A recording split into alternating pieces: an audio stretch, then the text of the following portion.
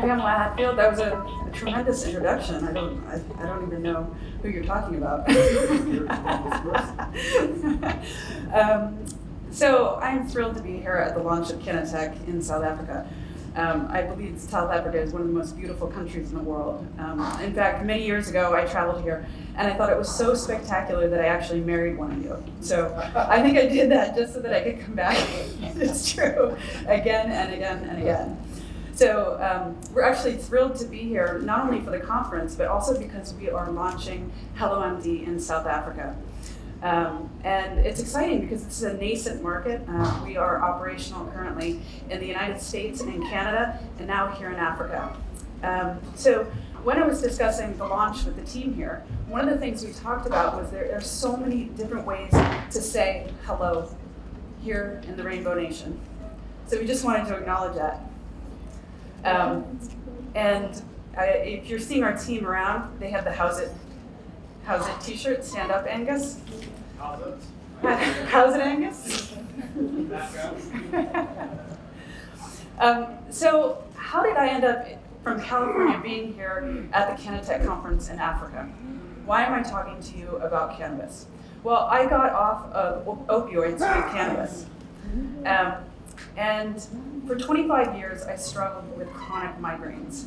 I don't know if anyone here has had migraines, but essentially it was debilitating. I tried every different pharmaceutical known. I found that most of them either were sort of subpar or they actually made my condition worse. So after 25 years of this, when somebody suggested that I try cannabis, I had nothing left to lose. So I went to the clinic in California, and a doctor actually gave me a prescription, and I had a pretty horrible experience, actually. It wasn't professional, it wasn't private. I felt like there was a lot of stigma.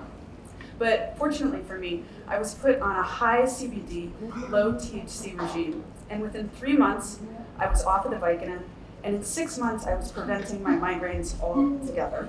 And I'm happy to say that I have not had a migraine again in 7 years.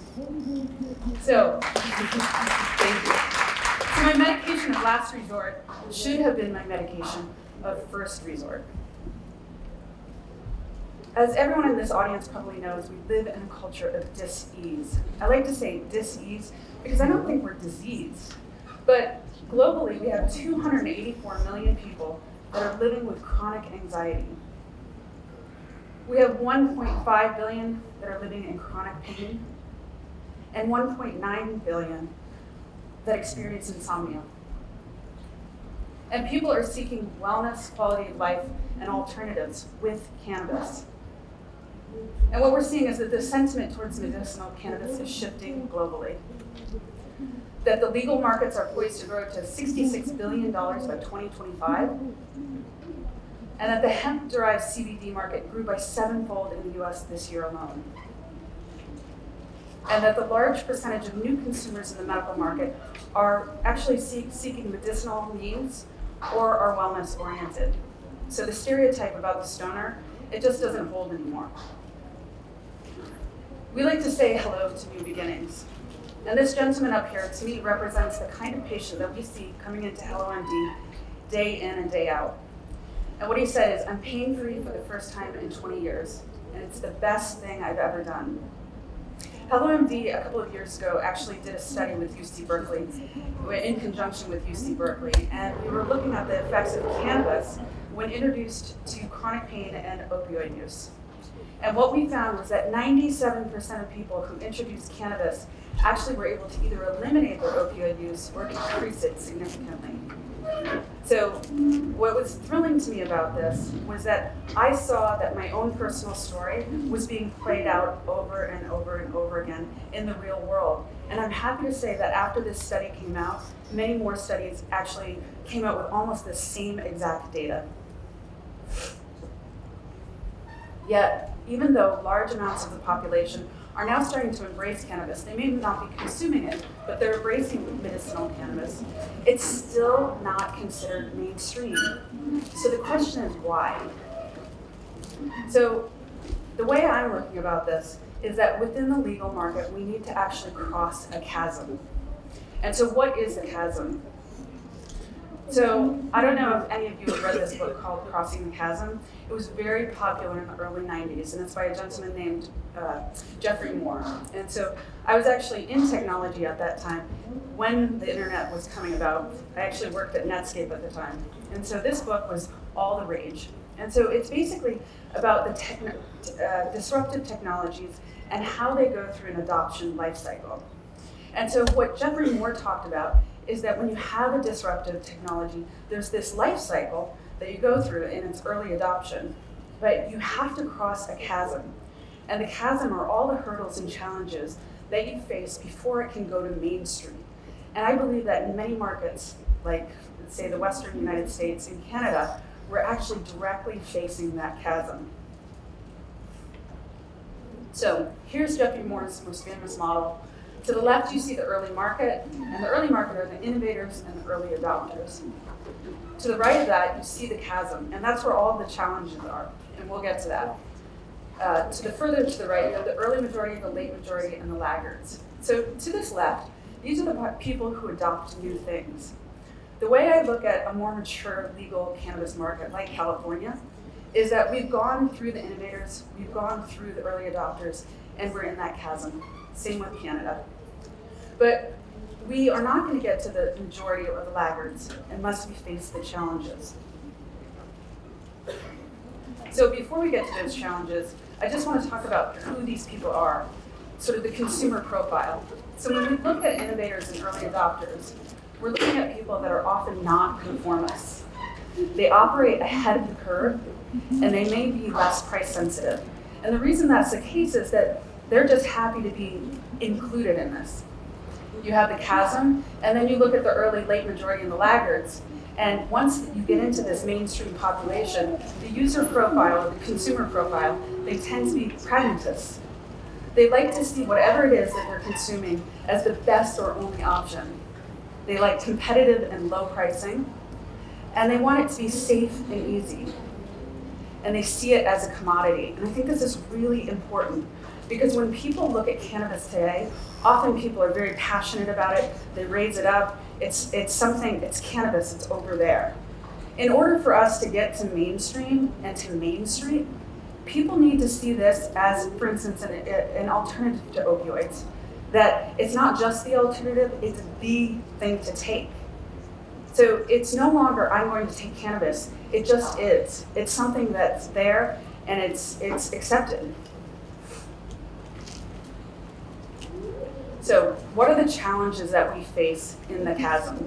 And again, this is for the markets that have gone further, who've gone through the early adopters and are struggling, and we can see this in legalization and legal markets across the world, that we're not quite to Main Street yet.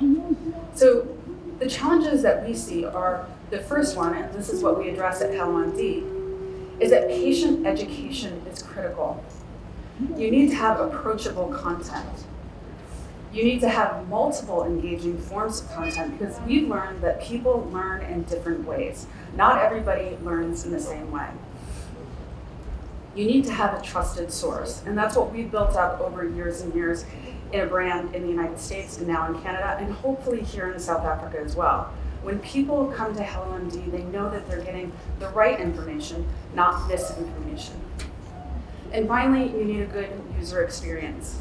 And when I say patient education, I'm not just talking about information being pushed towards the consumer. I'm actually talking about the user experience around cannabis in general.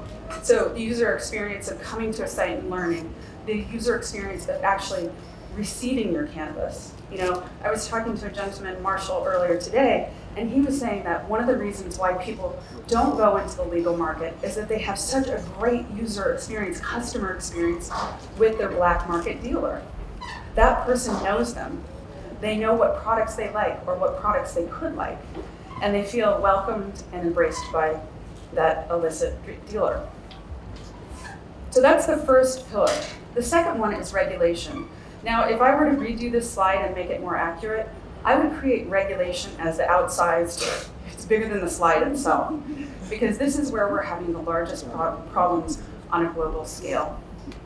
So one of the major problems is that we're having over-regulation. So overregulation can play out in many different ways. It may be that you can't get cannabis for a variety of different medical conditions. The list is so limited. Overregulation may mean that you're going to such a high tax rate that you can't compete with the illicit market. So there are many different ways that this plays out. And unfortunately, we're seeing this in California right now, one of the largest markets in the world. The taxation rate was too high to begin with. The black market has boomed, and so we're having that issue. The second thing under regulation is underregulation. Right now, we're seeing that with the hemp-derived CBD on a global scale. Underregulation is when there's not enough regulation to protect the consumer. The third one under there is creating a common language. Now, this is a little bit more nebulous, but I do believe that the power of words shapes our reality. So what we say and how we say it, and in the manner we communicate to each other, creates our common perception. So creating a common language around cannabis, I'll give you a good for instance. The fact that we call this a recreational or a medicinal market. Right there, we've painted a picture that's so black and white that now when regulators look at the market, they say, okay, I'm for a medical market, I'm against a recreational market. Well, the reality is that it's a very fluid spectrum, and many people who consume recreationally are actually doing so for medical reasons, and that people that consume for medicinal reasons or wellness reasons actually end up enjoying it recreationally. So when we paint a world that's too black and white, we box ourselves in. And the last thing under regulation is watered down laws. We hear this story over and over and over again. So you get a lobbyist or somebody who's going in and they want a certain thing. You have a politician who's trying to actually get something done. Then you have cannabis industry folks. You come to the table, somebody slashes it down. By the time you actually get a law passed, it's so watered down, so convoluted that nothing actually gets achieved. And I don't know how we actually overcome that, but we see it play out again and again and again. So the third pillar here in the challenges is actually how do you distribute the cannabis?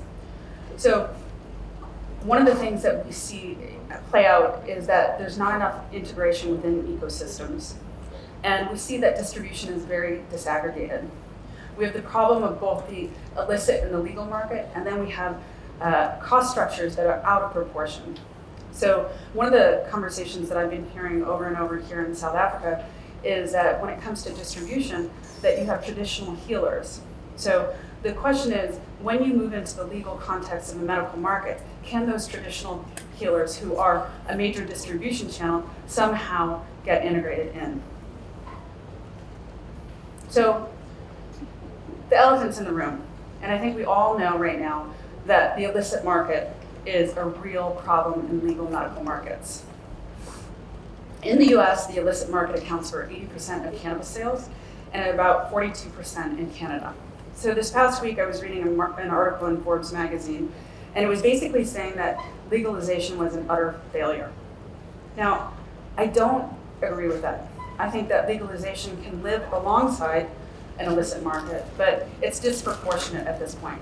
What the article actually did not talk about is how the cost structure is so out of whack.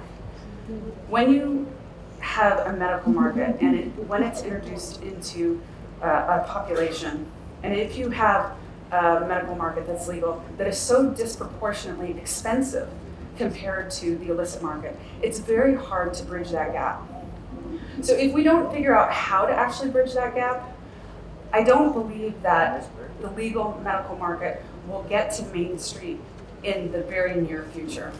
We have a possibility, but we have to overcome these challenges. And that's where I think South Africa now has the chance to get it right. Because we're basically looking at a country that has an infrastructure of cannabis, has the ability to be incredibly successful, has a chance to change the fortune of much of the continent. And you also have the benefit of about 5 years of looking back at different states and at Canada to see what we've done wrong. So we're really excited to be here in South Africa because the market is so new. And to go back to crossing the chasm, the first pillar I presented was actually patient education. So that's what we're planning to do here, is to start that conversation through the trusted source of HelloMD and the brand, so that people can start to learn about cannabis and that we can normalize the conversation. So in terms of patient education, what do we offer? We have our website, and we're about to release the HelloMD app here on the market. We have researched in-house editorial. We have community questions and answers, recorded video, live streaming, and of course all the content is localized to South Africa. So I had mentioned before that people learn differently. So one of the things that we've understood is that the way a 45-year-old consumes information is very different from a 25-year-old. A 45-year-old is more of an intentional learner. A 45-year-old like myself might go and actively seek out a static article to read and actually read the whole thing. A 25-year-old is less likely to do that.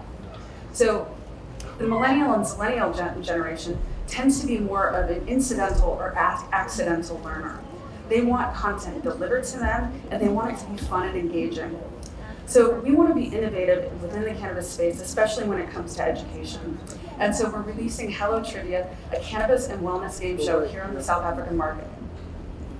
So this will be released in the near future. It's a game show that's going to happen on a daily basis. It's 12 questions. It's led by 3 South African comedians that are in rotation. They're very, very funny. And at the end, whoever wins a jackpot of cash. So you're not going to become rich, but you're going to have fun and you're going to learn along the way. So that's up next in our roadmap. The other thing that we plan to deploy here is our telehealth. That's how we originally got known. So we've seen over 100,000 patients, connecting them with doctors over our telehealth platform in HelloMD. And when I talk about cannabis as a, quote, new disruptive technology, really what I'm thinking about is how, if it's adopted on Main Street, if people from around the world can learn about cannabis, can be connected to professional doctors in the privacy of their home, we have the ability to disrupt the global healthcare system, actually turning it on its head. So I just want to say, Siyabonga, MD, thank you so much for taking the time to listen to me, and it's been an absolute pleasure.